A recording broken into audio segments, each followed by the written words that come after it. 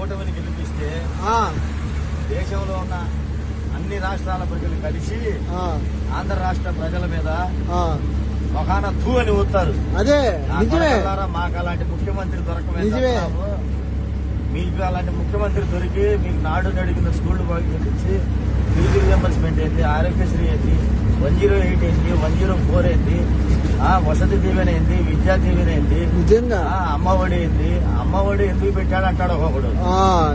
వాలంటీర్లు అమ్మలు బడికి పంపించట్లా.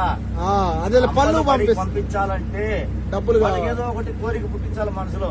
అదే మా అబ్బాయిని మా అమ్మాయిని మా పిల్లల్ని బడికి పంపిస్తే శుభ్రంగా రెడీ చేసి డబ్బులు పడతాయని ఆశ పుట్టించాడు అక్కడ. అదే అదే అర్థమవుతుందా? అవును, కరెక్టే. మేలు జరిగేది నీకే.